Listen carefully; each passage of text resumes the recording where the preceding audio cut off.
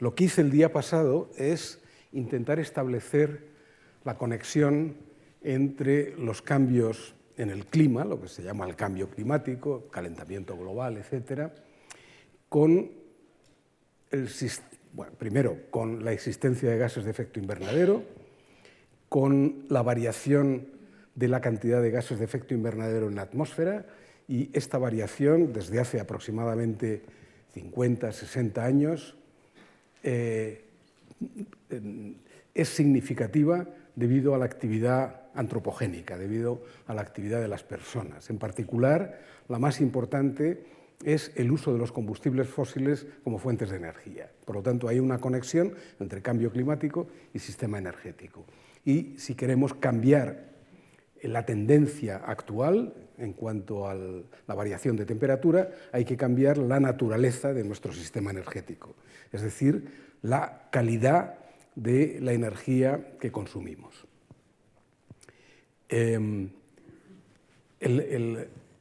Digamos, la receta, lo que hay que hacer se puede resumir en una frase muy corta: disminuir el contenido en carbono de las fuentes de energía primaria, que ahora son mayoritarias: petróleo, carbón y gas natural.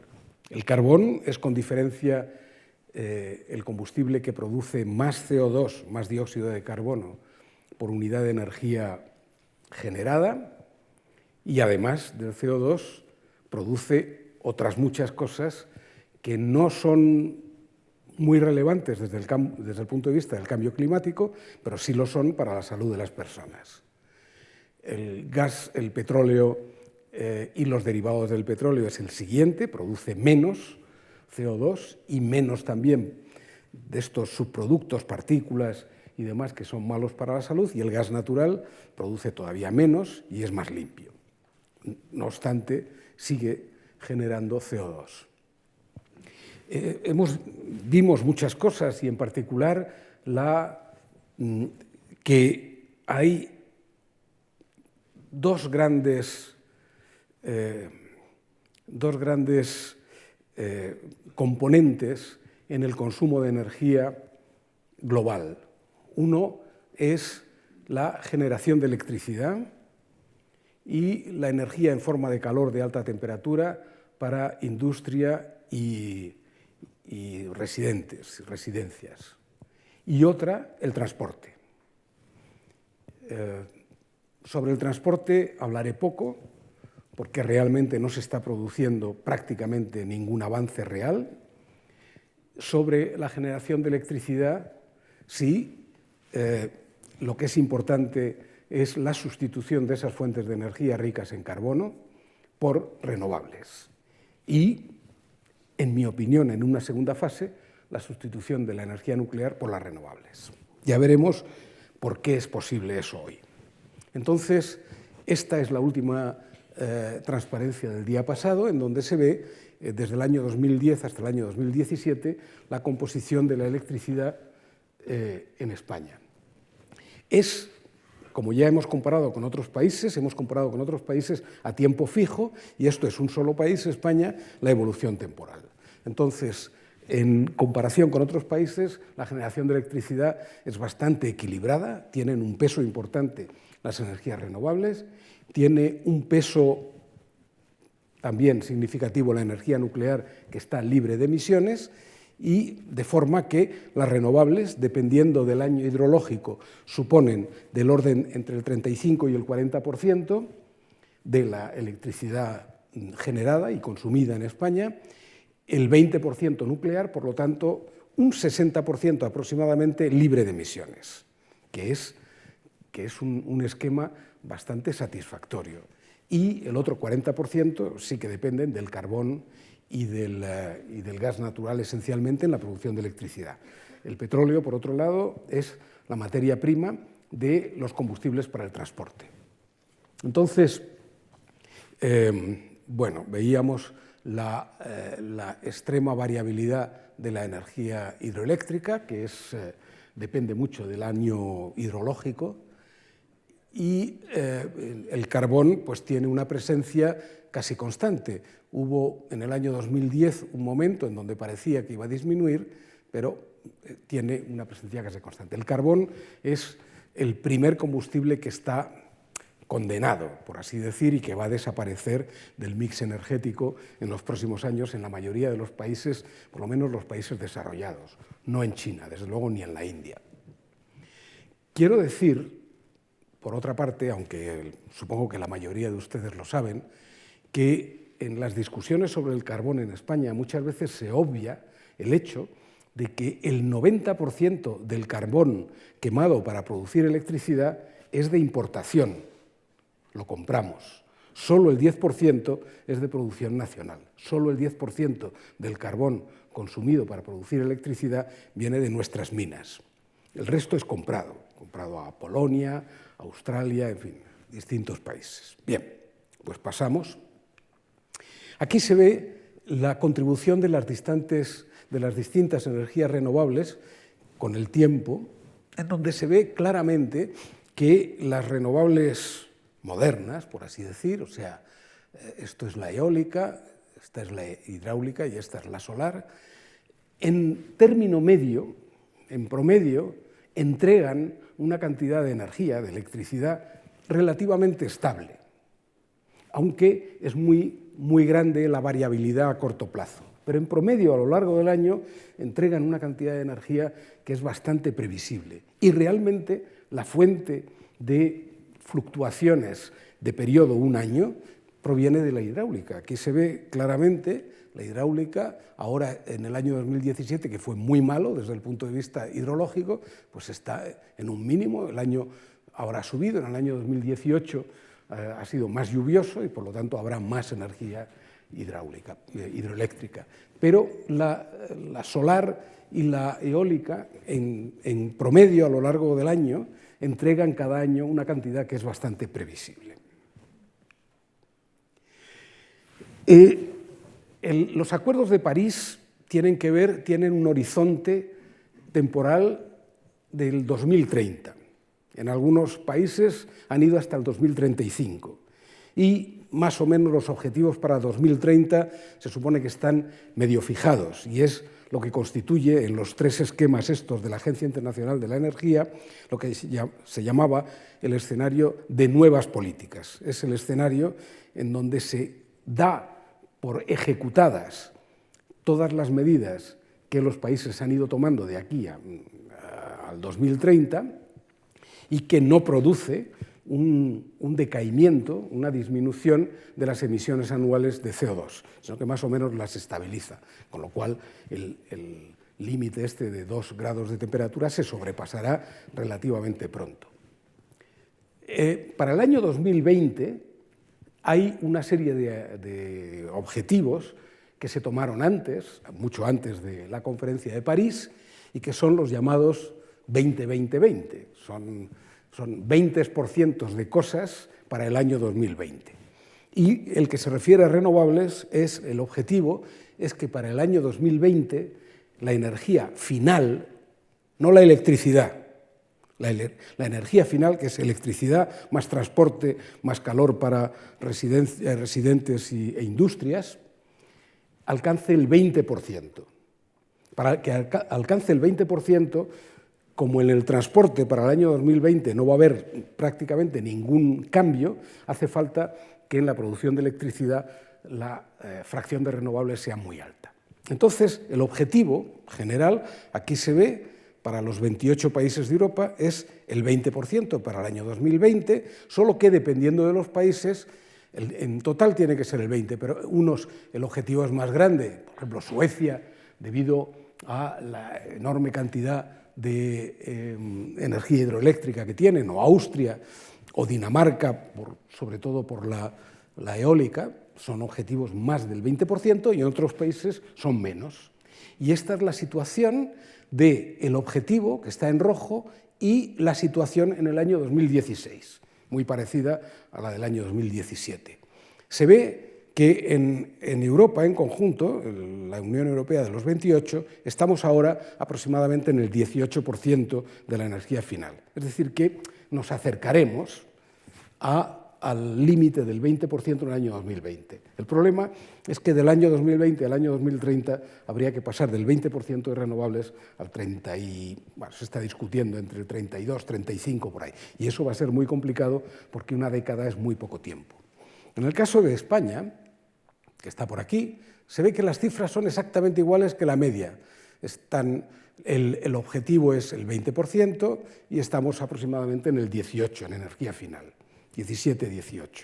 Por lo tanto, yo creo que, como veremos más adelante, hay razones para pensar que llegaremos a ese objetivo en el año 2020. Pero me interesa, sobre todo por las cosas que circulan y las informaciones que se dan, ver primero el caso de Alemania. En el caso de Alemania, gran ejemplo, al parecer, en renovables, el objetivo que tiene para el año 2020 no llega al 20% de renovables en la energía final, sino que es 18%. Y actualmente están aproximadamente entre el 14 y el 15%, probablemente lleguen al 18%. Y en el caso del Reino Unido, que está aquí arriba, su objetivo es del orden del 15%, no el 20%, el 15%, y no llegan ni al 10%. Es interesante porque, no sé ustedes, pero yo he tenido que ver a veces en los periódicos cómo ponían al Reino Unido, por ejemplo, como ejemplo en cuanto a renovables y demás. En fin, no creo que sea un ejemplo para nosotros. Entonces, esta es la situación. Yo creo que para el año 2020 sí se llegará a ese 20%, para el año 2030 el ganar otros 10 o 15 puntos me parece mucho más difícil. Aquí se ve, esto es un esquema de cómo tendrían que variar las fuentes de energía primaria en Europa para el año 2030 y para el año 2050. Los rombos amarillos es la situación en el año 2005, cuando se parece un poco a la situación actual. Y las manchas estas de color negruzco es lo que se espera para el año 2030, o lo que tendría que ocurrir para el año 2030 y luego para 2050. Como se ve, por ejemplo, para el año 2030 prácticamente no hay variación en el gas natural, prácticamente. En la nuclear hay una gran incertidumbre sobre lo que harán los países, pero más o menos se queda como está, y en el petróleo una ligera disminución, porque en el sector del transporte es muy difícil actuar. Y la variación clara es en combustibles sólidos, que es el carbón esencialmente, en donde tiene que disminuir significativamente, y en renovables, donde tiene que aumentar. O sea que para el año 2030, en las fuentes de energía, lo importante es que aumenten las renovables, disminuya el carbón. Lo otro, pequeñas variaciones. Sin embargo, para el 2050 ya el cambio tiene que ser mucho más importante. Las renovables tienen que subir mucho más, el carbón, los combustibles sólidos, prácticamente ir a cero, y donde se ve la variación importante es en el petróleo, en donde tiene que haber una variación importante, porque se supone que para 2050 ya tiene que haber un parque de coches eléctricos que sea significativo y que importe. Bueno, estos son los esquemas. Mientras que el gas natural se queda más o menos donde está, porque el gas es como una energía, ya veremos por qué, es como una energía puente, que es muy flexible, que hay que utilizarla en determinados momentos, pero hay que utilizarla, no hay más remedio, y la nuclear tiene un grado enorme de incertidumbre debido sobre todo a decisiones de índole más político que científico. Sobre las energías renovables se ha discutido mucho, sobre las ventajas y los inconvenientes. ¿Cuáles son las ventajas de las energías renovables? En primer lugar, digo ahí, mejoran la balanza comercial. Es un aspecto que es muy utilizado en otros países, pero en la discusión sobre renovables en España veo que se utiliza poco, y sin embargo es fundamental. España tiene un déficit comercial anual del orden entre el 2,5 y el 3% del PIB, es decir, del orden de 30.000 millones de euros. Pero gastamos en comprar combustibles fósiles, o sea, sobre todo petróleo y gas natural, también un poquito carbón, pero gastamos 40.000 millones.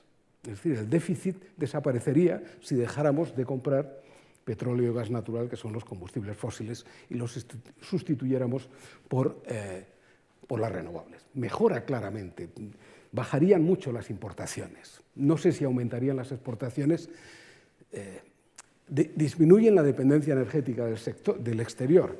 España es uno de los países que depende energéticamente más del exterior, de materias primas que no tenemos. Nosotros somos un país muy pobre en fuentes de energía convencionales, aunque rico en fuentes de energía renovables. Permiten la aparición de un nuevo sector industrial y tecnológico. Esto ha sido en España muy claro. En la primera década, hasta el año 2012-2013, en España se desarrolló un sector de energías renovables que era muy competitivo, incluso líder mundial en algunas tecnologías. Es un sector tecnológico nuevo. Nunca, yo he leído documentos de Estados Unidos en donde se decía que España era el líder en determinadas tecnologías renovables. Yo no recuerdo nunca en la historia que se haya señalado a España, por lo menos desde la Revolución Industrial hasta ahora, como líder en ninguna tecnología. Sin embargo, nació ese sector industrial y bueno, tuvimos algo que decir porque nacimos al mismo tiempo que en los demás países. No fuimos con retraso como en otras tecnologías de la información y las comunicaciones, o en el transporte aéreo, o en el transporte ferroviario. Contribuyen al cumplimiento de los objetivos 2020. Si no fuera por eso, y después a los 20, 30, 50 que he dicho, si no fuera por ese desarrollo sería imposible. Y preparan un futuro de cambio inevitable de fuentes energéticas. Yo creo que el cambio en las fuentes energéticas es totalmente inevitable y puede ser progresivo, como yo propongo y estamos viendo, o puede ser catastrófico, por así decir, es decir, cuando ya sea inevitable. ¿Cuáles son los inconvenientes? Y me detendré un poquito. Primero, el coste elevado, aunque eso ha cambiado. El coste elevado, hasta hace muy poco, es verdad que las energías renovables, por unidad de energía producida, suponían un coste superior a las convencionales. Eso ha cambiado, porque ha disminuido, como veremos ahora, drásticamente el precio de las renovables. Pero es verdad que en el periodo de transición ha creado compromisos importantes que se han contraído en momentos en donde no era tan barato como ahora producir energías renovables. Necesita apoyo público, por lo tanto es muy dependiente de las políticas públicas, de fomento o no fomento. Por ejemplo, hubo un parón que ahora veremos en energías renovables hacia el año 2011-2012, que se ha prolongado hasta el año 2016-17, y en el año 2016-17 hubo un mini desarrollo que se ha vuelto a parar, también debido a decisiones políticas. Por lo tanto, es muy dependiente de las políticas públicas. Y luego, otro inconveniente es que son fuentes intermitentes. Aunque ya he dicho que en promedio las energías renovables producen una cantidad de energía previsible, sí es verdad que tiene fluctuaciones a corto plazo. No es posible saber si mañana va a hacer mucho viento y al otro poco y al otro. Eso es muy difícil. Por lo tanto, son intermitentes, lo cual requiere, la solución fundamental es el almacenamiento de energía. Hasta ahora, hasta la aparición de las renovables, el almacenamiento de energía era algo poco importante. Sin embargo, en un esquema energético en donde las renovables sean importantes, el almacenamiento es fundamental. Y de hecho, hoy una de las líneas importantes de investigación y de desarrollo científico y tecnológico es el almacenamiento de energía. El almacenamiento permite que cuando haya exceso, porque las condiciones climáticas lo permitan, se almacene esa energía de alguna forma, que ahora diré. Y cuando haya poca producción, entonces se extraiga esa energía del almacenamiento para seguir suministrando para los usos sociales que son necesarios. El coste elevado. Bueno, entonces voy a repasar los 3 puntos. El coste elevado. Este es un gráfico del coste de la energía fotovoltaica desde el año 1976 hasta, ahí tiene 2014, pero bueno, hasta ahora más o menos, ¿no? Hay que fijarse en que tanto la escala, esta escala que es la cantidad de potencia instalada y esta otra que es el precio en dólares por vatio, son logarítmicas. O sea que se pasa de 0,1 a 1, de 1 a 10 y de 10 a 100. No es 1, 2, 3, sino son factores 100. Entonces, del año 1976 hasta ahora, ha disminuido en un factor más de 100 el coste. Lo que en el año 1976 valía del orden de $80, hoy vale aproximadamente 70 céntimos, 60, 70 céntimos. Es decir, ha disminuido en un factor 100. Hoy el coste no es un problema. El problema está en que si se instala en un momento, por ejemplo aquí, en un momento determinado, hay una instalación que tiene una prima, esa prima tiene que ver con el coste de la instalación en ese momento, esa prima se prolonga durante la vida de la instalación, 20, 25 años, etc. Y no depende de la evolución futura que vaya a tener el coste de esa tecnología. Por eso se adquieren compromisos en momentos un poco quizá prematuros y eso arrastra un coste importante, pero que hoy, como digo, las nuevas instalaciones no hay ningún problema. Ya veremos que en la subasta que se hizo en los años, las subastas 2016-2017, las renovables entraron sin prima, a precio de mercado, y son perfectamente competitivas. Lo segundo, las decisiones políticas. Las decisiones políticas tienen que ver con este esquema, que es un esquema totalmente enfermizo de cuál ha sido la dotación de las energías renovables en España en los distintos años. Aquí se ve, por ejemplo, para el viento, la energía eólica. Ha tenido un desarrollo, estos son las potencias 2.640 megavatios, 2.500, 1.700 en cada año. Entonces, de repente vino el bajón, durante los años 2011-2012 se acabaron de instalar y entraron en funcionamiento aerogeneradores que habían sido proyectados antes y a partir de ahí, cero, prácticamente cero. Esto es una cosa totalmente absurda. Colocar la mayoría de la potencia renovable en momentos en donde todavía está evolucionando claramente la tecnología y el precio.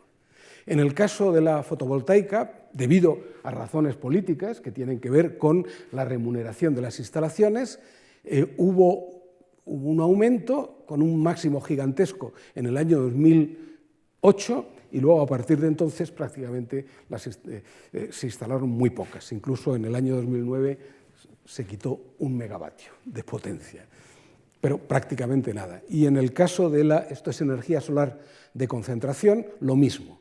Hubo un aumento, un máximo, en el año 2012, después esto en el año 2013 es lo que ya venía en construcción desde lo anterior y desde entonces no se ha instalado 1 megavatio más. Este esquema, que es un esquema muy poco racional, se debe a que las energías renovables han ido surgiendo por impulso esencialmente de decisiones políticas, que estaban muchas veces urgidas por la necesidad de contener los déficits, etcétera, etcétera. Y esto es el panorama total, ahora sumando todas las renovables, desde el año 2005, ahí está puesto hasta el año 2020. Esto es un esquema bastante absurdo, en donde hay una serie de nuevas instalaciones de potencia fotovoltaica, eólica, etcétera, etcétera, durante estos años, alcanza el máximo en el 2008, después va disminuyendo y en el 2013 todavía es la inercia, aquí ya no hay nada y de repente en el año 2016-2017 hubo dos subastas en donde ya el precio se concedía la licencia para esas instalaciones al menor precio y el menor precio era ya muy competitivo. En España, por ejemplo, en la eólica, que es el azul aquí, la eólica, pues el precio a que se terminó la subasta eran del orden de 47 euros por megavatio hora, que es un precio muy competitivo y que es incluso menor que el precio medio con gas natural, etc. Entonces ocurre que lo que se concedió en los años 16 y 17, en el 17 se construyó un poquito y entrarán en funcionamiento en el 18 y el 19 la mayoría. Esto entrarán en funcionamiento todas las instalaciones que fueron autorizadas en las subastas del 16 y el 17. Con lo cual, por eso he dicho que creo que España podrá cumplir con ese 20% de renovables gracias a la entrada en funcionamiento de toda esa potencia renovable. Y luego no se sabe, porque no ha habido ninguna subasta nueva. Espero que haya alguna, pero por eso hasta el año 2020 lo único que hay es una especie de inercia, de resto que queda de las cosas concedidas en los años 16-17. Entonces, esto es una muestra muy clara de cómo el desarrollo depende muchas veces de esas políticas públicas que se tienen y que son tan variables. En cuanto al almacenamiento, como digo, empieza a ser fundamental. El primer objetivo es la integración de renovables, eso es lo más importante. Pero el segundo es la eficiencia energética y la gestión de la red. En una red eléctrica, en la que tenemos en todo nuestro país, lo que se consume en cada momento es exactamente igual a lo que se genera en cada momento. Tiene que haber una correspondencia exacta. La red no puede almacenar en un sitio si se produce más de lo que se está consumiendo. Normalmente, si no hay almacenamiento, eso se pierde. Para eso hay una empresa, Red Eléctrica, que es la que tiene que ir en cada momento, ir haciendo coincidir oferta con demanda. Por supuesto, la correspondencia no puede ser exacta con un infinito número de cifras decimales, pero tiene que ser muy aproximada, muy aproximada. Entonces, la gestión de la red es mucho más fácil si hay sistemas de almacenamiento, porque cuando hay exceso de generación, ese exceso se lleva al almacenamiento y cuando falta generación, entonces se extrae del almacenamiento. Y en el sector de la automoción sería fundamental porque un automóvil no puede estar enchufado a la red y moverse con un cable, sino que tiene que llevar la energía que va a consumir, la tiene que llevar en el sistema móvil. Y por lo tanto es fundamental una forma de almacenamiento que sea una forma descentralizada y que sea capaz de proporcionar la energía que necesita un automóvil o un camión o un barco durante el tiempo en que lo necesite porque se está moviendo.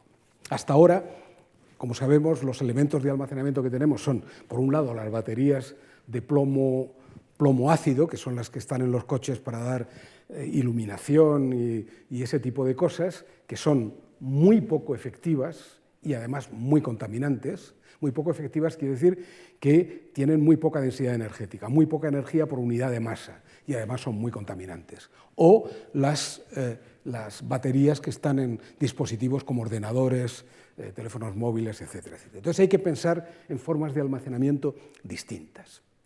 Entonces hay una forma de almacenamiento electroquímico, que es en forma de baterías, que se adaptan al transporte y demás. Las baterías de plomo que he dicho antes son muy contaminantes, mientras que las baterías que se utilizan actualmente en el sector del automóvil y también en los dispositivos como móviles, ordenadores, etcétera, son las baterías de ion litio, que tienen una densidad de energía mucho mayor, más cantidad de energía por unidad de masa, elevada vida media, por lo tanto son muy adecuadas, aunque todavía cabe esperar un progreso importante en esta.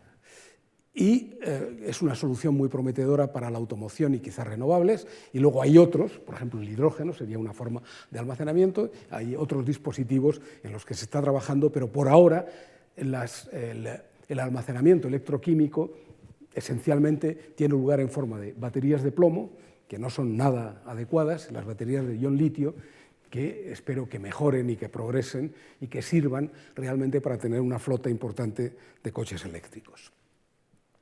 Y luego está el almacenamiento de electricidad en forma de energía mecánica. Y el más utilizado es el bombeo, es decir, una central hidroeléctrica, pero que tiene que tener doble vaso, de forma que cuando hay exceso de electricidad, pongamos una noche en donde el consumo de electricidad industrial, doméstico, etcétera, es muy escaso, pero en donde haya mucho viento y donde los embalses estén hasta arriba, pues se produce mucha electricidad. Actualmente la mayoría de ese exceso se pierde.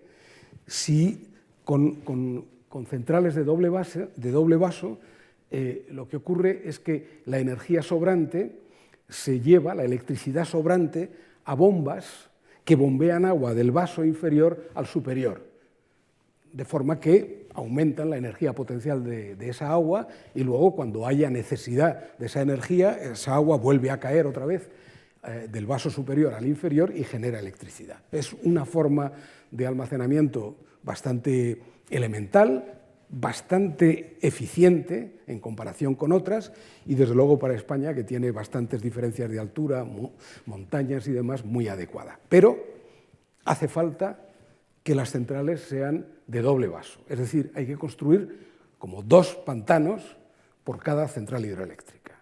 No se puede tener todo, no se puede prescindir de los pantanos y al mismo tiempo del carbón y no,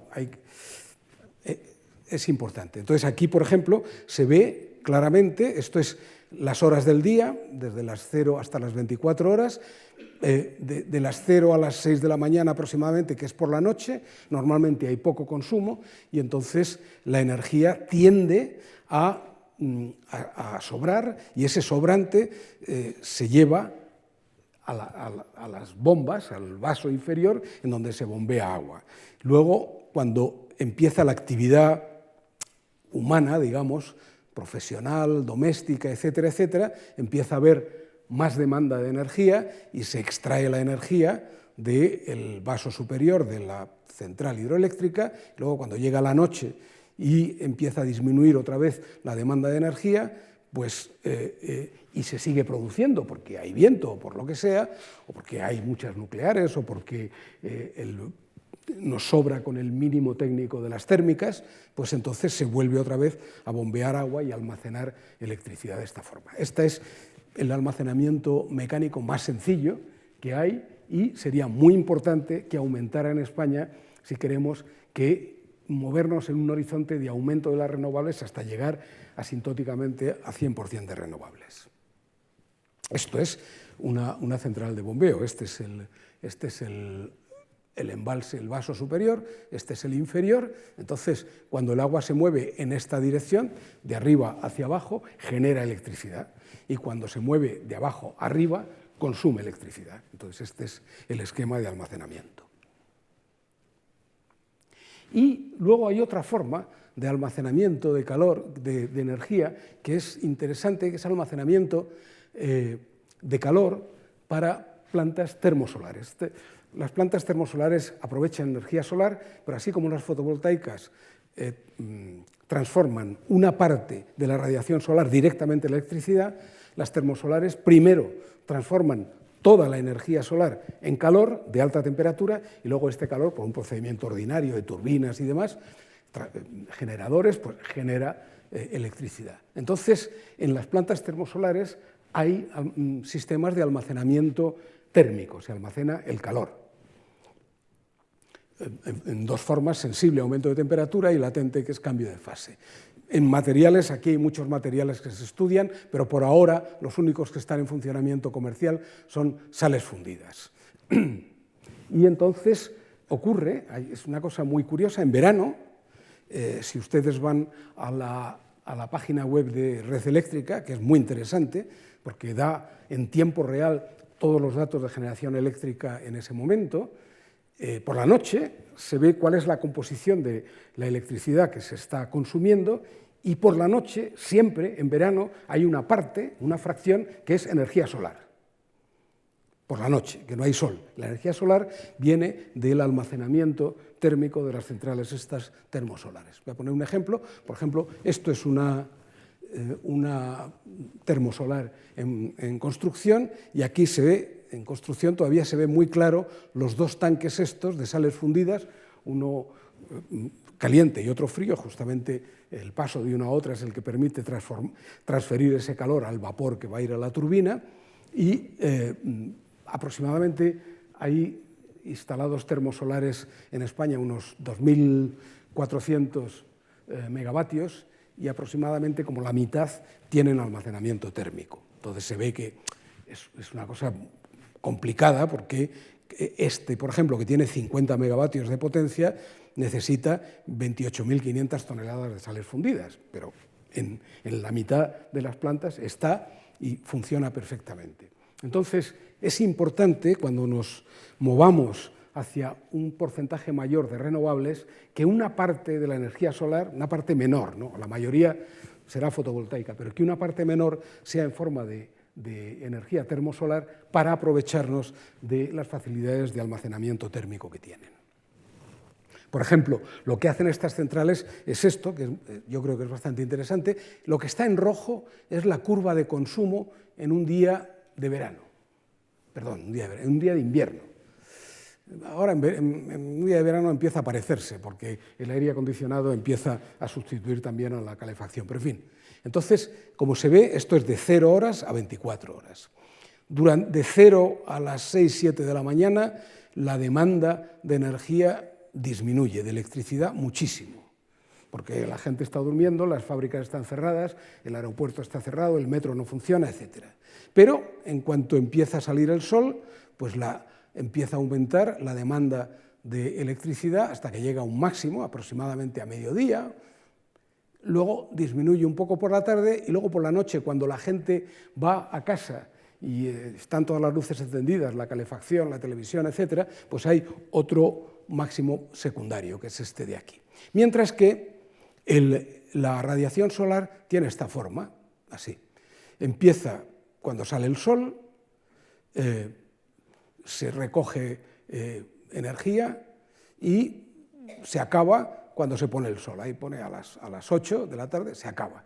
Esto no se parece en nada a esta curva, no se parece en nada. Pero si uno tiene almacenamiento, resulta que el calor que se colecciona durante el día, una parte, que es esto que está blanco, sirve para producir electricidad directamente, y otra parte, esto que está en este color crema, va al almacenamiento.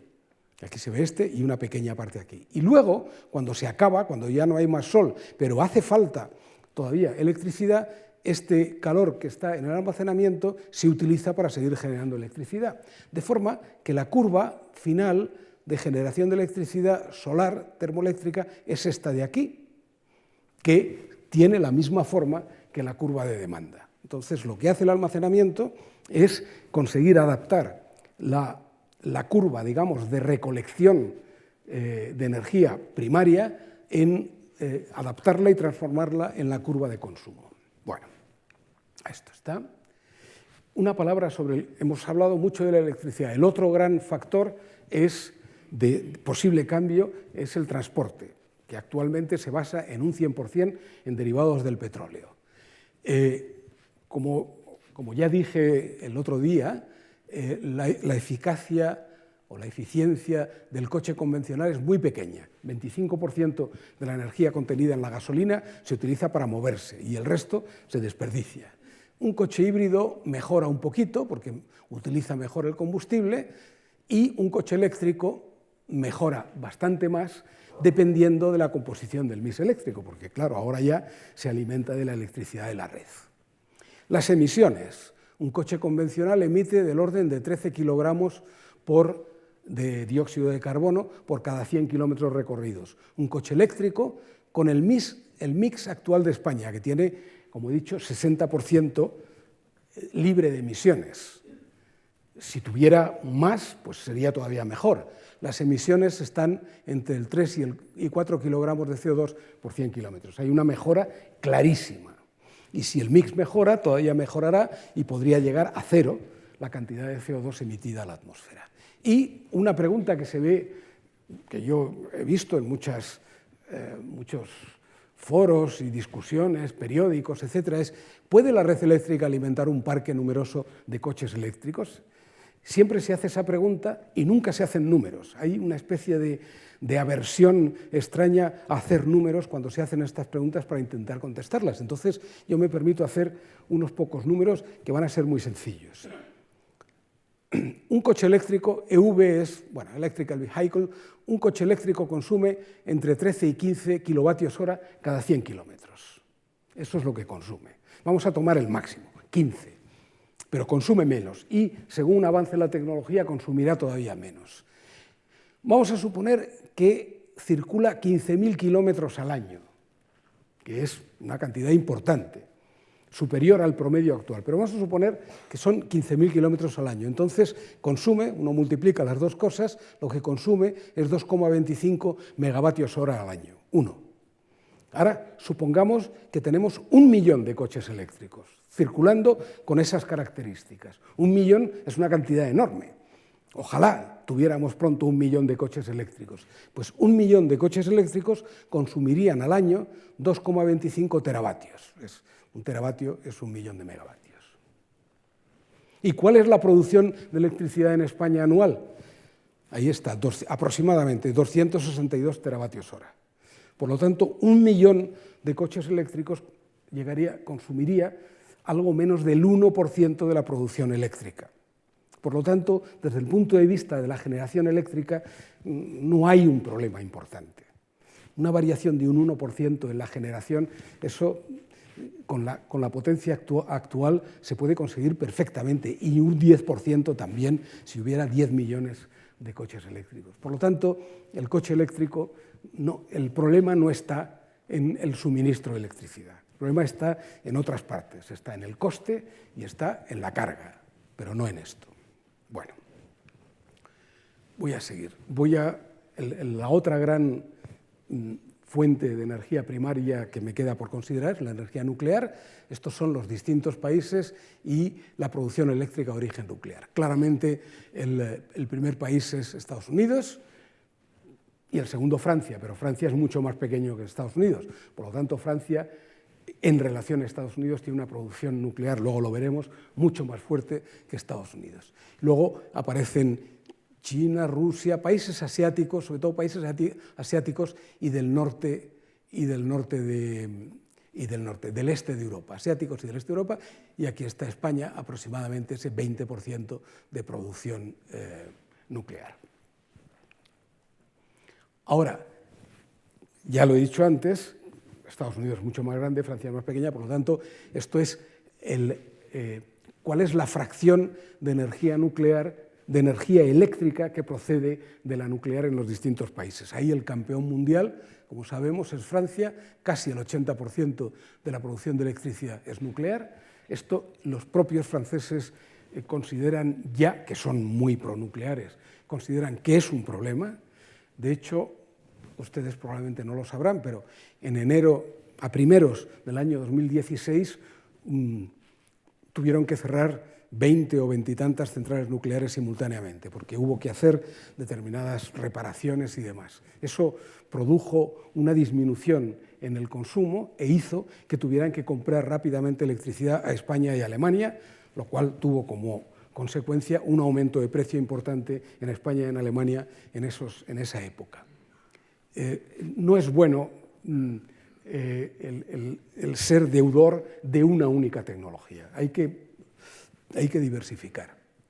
Entonces, aquí tenemos, España está en el 20%, ya lo hemos visto, el 20%, y, por ejemplo, los otros países, el Reino Unido un poquitín menos, pero también del orden del 20%, y Alemania está ahora en el orden del 14-15% de electricidad de origen nuclear.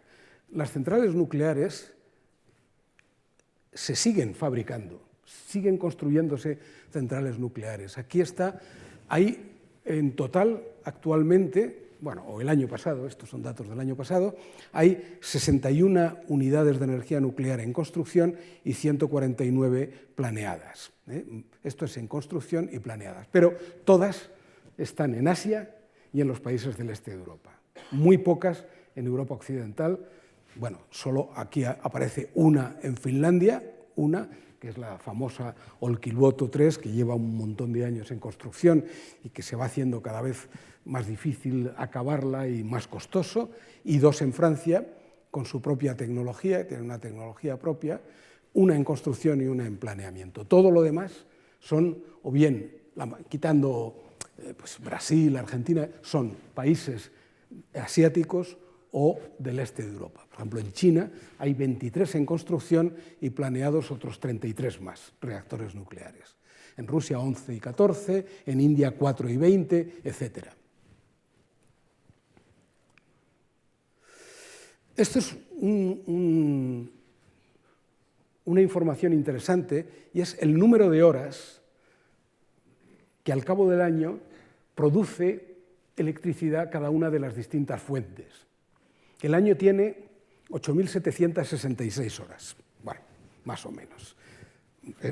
Más o menos quiere decir, es exacto, hay minutos, pero bueno, más o menos quiere decir entre 8.500 y 9.000 a todos los efectos. Entonces, una planta nuclear funciona normalmente durante 7.500 horas, prácticamente el 80% del tiempo, casi el 90% de las horas del año. Todas las demás funcionan menos. En particular me interesa la eólica del orden de 2.000 horas al año, la solar fotovoltaica 1.800, la solar térmica del orden de 2.300, bueno, 2.000 aproximadamente.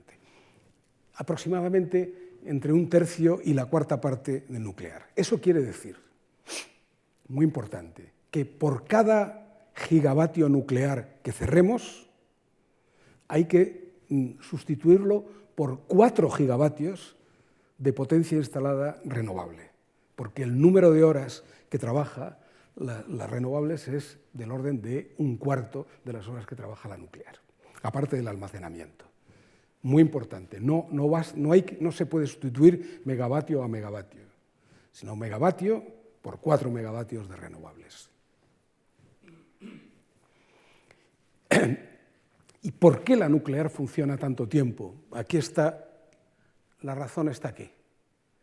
Esta columna es el coste total, lo que hay que gastar en una nuclear durante todo el tiempo de su vida. Si son 40 años, pues 40 años. Lo que está en verde es la inversión inicial. Lo que está en amarillo es operación y mantenimiento, y lo que está en rojo, en combustible. Entonces, lo que se ve es que la nuclear, claramente, lo más caro, contando incluso el combustible a lo largo de toda su vida y el mantenimiento a lo largo de toda su vida, lo más caro es la inversión inicial. Por eso tienen que estar funcionando, porque si se paran, esa inversión no produce nada. Prácticamente el combustible, que es lo que varía, cuando no funcionan no se paga el combustible, no se gasta, pero es una cantidad minúscula. Mientras que en el caso del gas es todo lo contrario. En el caso del gas, la inversión inicial es solo el 15%, la operación y mantenimiento el 10%, y el 75% es lo que se paga por el combustible a lo largo de toda su vida. Por eso el gas es la fuente más adecuada para cubrir huecos o picos, porque es muy rentable, o es, quiero decir, mucho más rentable apagar y encender una central de gas que una de cualquier otra tecnología. Porque cuando se apaga se deja de consumir combustible, por lo tanto se deja de pagar por combustible. Mientras que la inversión inicial, que es independiente del tiempo que vaya a estar encendida o apagada, es una cantidad menor. Yo creo que es interesante el darse cuenta de las distintas, el distinto equilibrio de gastos que hay que hacer en las distintas centrales. Y ya voy a acabar, ya con esto estoy acabando. Lo que hay para conseguir dificultar o impedir ese cambio climático que puede tener enormes consecuencias, desde luego, en mi opinión, esas consecuencias no va a ser que desaparezca la vida sobre el planeta, como he leído en algunas cosas catastrofistas y tal. La vida ha existido en la Tierra desde prácticamente sus principios y ha resistido de todo, por lo tanto aguantará también eso. Tampoco desaparecerá la vida humana, los humanos, nada por el estilo. Ahora, lo que sí, si se produce ese cambio climático fuerte, con un cambio de temperatura, lo que puede estar dañado es nuestro modo de vida, nuestra civilización. Nuestro modo de vida actual está basado en un montón de intercambios, en una gran especialización en donde la energía es fundamental. Entonces, si hay cambios muy radicales en el clima, sí que este modo de vida que tenemos nosotros puede estar afectado. Entonces, tiene que haber una transición. Esa transición, el objetivo fundamental es orientarse hacia el 100% renovables. Y para eso, como he dicho antes, hay que avanzar en el almacenamiento de energía. No se puede, como he dicho, no se puede no querer nuevos embalses, no querer carbón, no querer nuclear, porque es imposible, porque las renovables, como digo, son intermitentes. Hay que tener más almacenamiento. ¿Cómo se recorre ese camino? Lo esencial, como dije el otro día, es la descarbonización de nuestro sistema energético. Por lo tanto, lo primero es disminuir el peso de los combustibles fósiles. Y en ese sentido, las renovables deben sustituir en primer lugar a las fuentes emisoras de CO2, al carbón y al gas natural y al petróleo. No deben sustituir en primer lugar a la nuclear, como está sucediendo en Alemania y Japón. En Alemania cerraron, después de Fukushima, 7 u 8 centrales nucleares y las sustituyeron, porque necesitaban esa energía, por carbón y gas natural, y solo en una pequeña fracción por renovables. Y lo mismo en Japón después de Fukushima. Bueno, eso es lo que, en mi opinión, es erróneo. Lo primero, hay que disminuir el contenido de carbono de las fuentes y, por lo tanto, las renovables deben ir a sustituir esas fuentes ricas en carbono. Y luego, cuando eso esté en su mínima expresión, por ejemplo, cero carbón y una cantidad, la necesaria, pero la mínima necesaria, de gas natural, pues entonces deben sustituir a las nucleares. En ese sentido, los combustibles fósiles y la energía nuclear no tienen los mismos problemas. A veces se agrupan en muchos medios de comunicación, a veces las nucleares y el carbón, por ejemplo. Pues hay que acabar, no tienen los mismos problemas, son cosas distintas. Y ya paso a las conclusiones, que son, después de todo lo que he dicho, son bastante obvias. Preparar un porvenir próximo de dificultades energéticas y medioambientales. Es extremadamente difícil cambiar de forma significativa el esquema de suministro de electricidad, etcétera. Bien, pero es preciso empezar ahora. Bien, vale. Es que quiero llegar al último punto que me interesa hacer algunas observaciones. Ahí están repetidas las ventajas de las renovables, etcétera. Muy importante este punto, dedicar recursos a la investigación, el desarrollo y la innovación en energía, a las instituciones, empresas, normativa, etcétera. Y por último, esto es lo último a lo que me voy a referir, es la actitud del público frente a este tipo de cuestiones, que a mí me parece que es de la mayor importancia, porque un cambio de esta dimensión no se puede conseguir sin la complicidad y el acuerdo del público. Entonces, yo creo que el público tiene una actitud doble, una actitud, perdónenme la expresión, un poco hipócrita al respecto. Y el ejemplo lo hemos tenido el fin de semana pasado. El fin de semana pasado, en el Reino Unido, a un lado del Canal de la Mancha, ha habido una gran manifestación contra el cambio climático, en donde se protestaba porque, al parecer, el gobierno británico no hace lo suficiente para luchar contra el cambio climático. Y al otro lado del Canal de la Mancha ha habido una gran manifestación en toda Francia contra el aumento del precio de la gasolina, que es una de las medidas tomadas por el gobierno francés para luchar contra el cambio climático, disminuir el uso de los combustibles fósiles. Lo más interesante es que la mayoría de los que se manifestaban contra ese impuesto ecológico suplementario a las gasolinas seguramente se consideran defensores del medio ambiente y que están contra el cambio climático y, por lo tanto, participarían también en la primera manifestación. Entonces, esto es lo que, en mi opinión, es una fuente de insostenibilidad, porque cuando se dice, no, es que el gobierno tiene que hacer algo, a veces se piensa que basta con sacar una ley que diga, se prohíbe que el aumento de temperatura del planeta sea mayor que 2 grados centígrados. Bueno, con eso no es suficiente. Hay que disminuir el uso de energía y sobre todo la calidad de la energía. Y para eso hay ciertas herramientas que nos afectan a todos. Entonces, esa comprensión de que si queremos conseguir algo, tenemos que hacer ciertas cosas y que estas cosas nos afectan, porque las decisiones de los gobiernos nos afectan, y si no, son decisiones irrelevantes, las únicas decisiones relevantes son las que nos afectan, eso es lo que yo creo que es importante. Y aquí digo, por ejemplo, el público normalmente quiere garantía de suministro tanto de gasolinas como de electricidad en todo momento, el precio más bajo posible, que sean abundantes, pero no quiere que haya plantas de generación de electricidad, desde luego en su cercanía, y a poder ser que no las haya, no quiere líneas de alta tensión, no quiere que haya impuestos ecológicos, que es una manera de orientar, digamos, el consumo, no quiere que he oído incluso que hay mucha gente que empieza a protestar mucho de que el paisaje empieza a afectarse por los aerogeneradores, por las centrales solares y demás. Claro, una cosa parece que es bastante contradictoria con la otra. Entonces, esta actitud, por ahora un poco vacilante, un poco contradictoria, creo que es una fuente importante de inestabilidad en el tema este del cambio climático. Y nada más. Muchas gracias a todos.